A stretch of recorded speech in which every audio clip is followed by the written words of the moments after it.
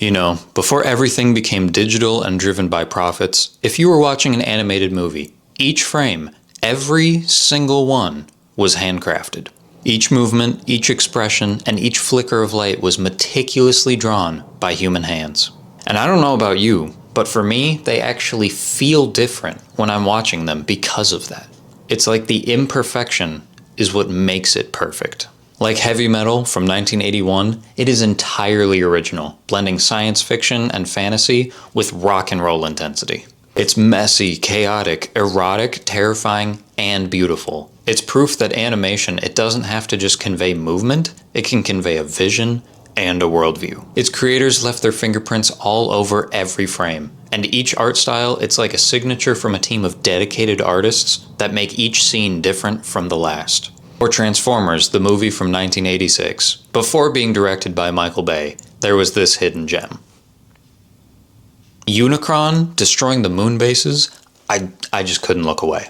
And arguably one of the most groundbreaking, Akira, a 1988 landmark that changed perceptions of what animation could do. The story about a cyberpunk dystopia with sprawling neon-lit streets and characters that are overflowing with emotions. They're all drawn painstakingly, frame by frame. These animators spent months, or even years, on some scenes that would only last seconds. They even created new colors for the paint that they would use on the celluloid sheets. It was intuition that decided how muscles tensed, how reflections would dance across the wet asphalt, and how body horror would come to life. That's not something that I think a computer could ever replicate. It might be able to create something that is visually identical, but it would be completely devoid of all of the soul that animators pour into it.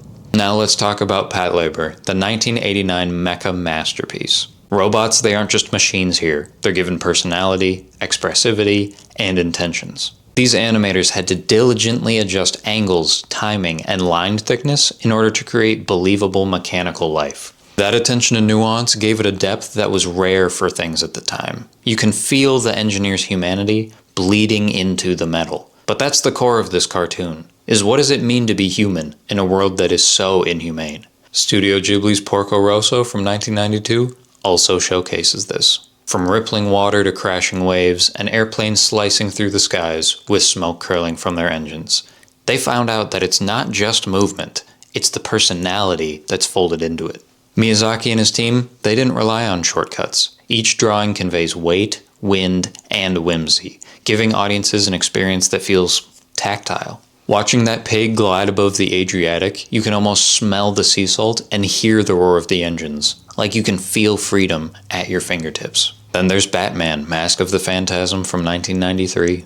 It's dark, moody, gothic cityscapes that are populated by characters that feel grounded, yet larger than life. There's Bruce Wayne brooding in the shadows, and the Phantasm scheming with ghostly precision.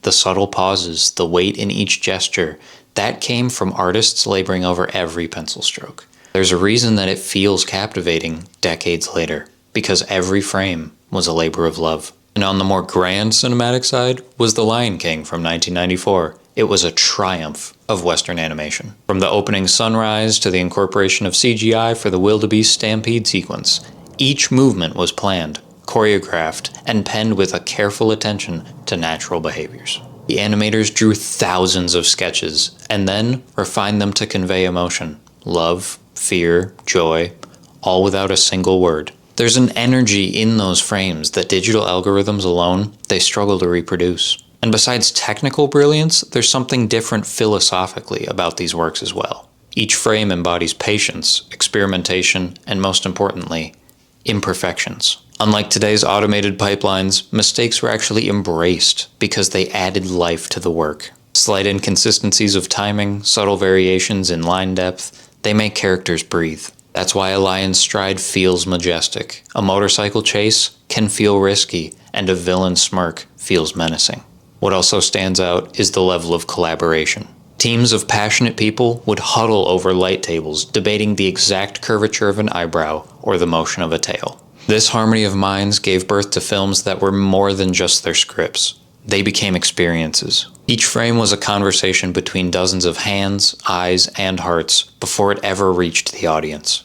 In films like Akira, the animators used references to make their world feel realistic. They used photographs, watched themselves in the mirror, and even had actors come in and go through scenes so that they could understand the motion better. They weren't just drawing, they were translating reality into art, and that's what made it feel timeless. Similarly, for The Lion King, Disney animators actually traveled to Africa and studied real wildlife. They observed the sunlight patterns and even captured the way that the fur glimmers in morning sun.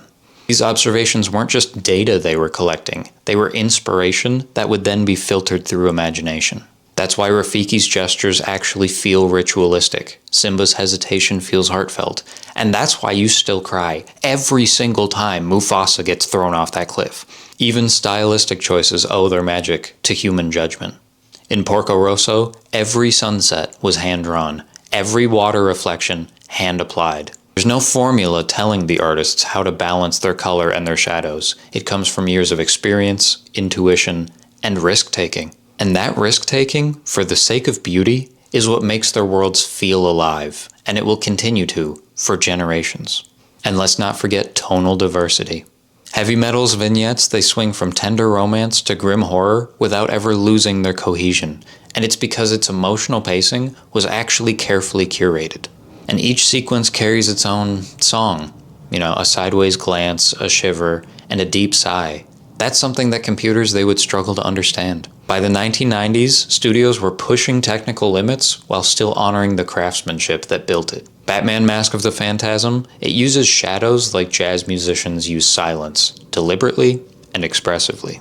Cartoonists controlled the tension, not the pixels. And that emotion is what gives it that noir elegance decades later. In essence, the 80s and 90s, they were an era where human effort, it shaped every blink, every footstep, and every gust of wind. Modern audiences may marvel at CGI, but there's an organic pulse in these older works that the algorithms can't mimic. You can see it in the subtle sway of a tail, in the flick of a cape, or the shimmer on a plane's wing. It's the indescribable and overlooked aspects of life that are translated onto paper, and that's the purest form of visual storytelling. So the next time you watch Akira, The Lion King, or anything animated really, just pause and notice the human touch that's hiding in every frame, because that is what actually makes these stories unforgettable. Thank you for making it to the end of this video. Leave a comment if you've ever seen an animation that just left you absolutely speechless, where you couldn't believe that it was made by a team of people, a pen and paper, and a little bit of patience. I might have to react to your suggestions, nudge nudge wink wink. Or, if you have any ideas for videos that you want to see in the future, drop them down below. We may just talk about it. Peace.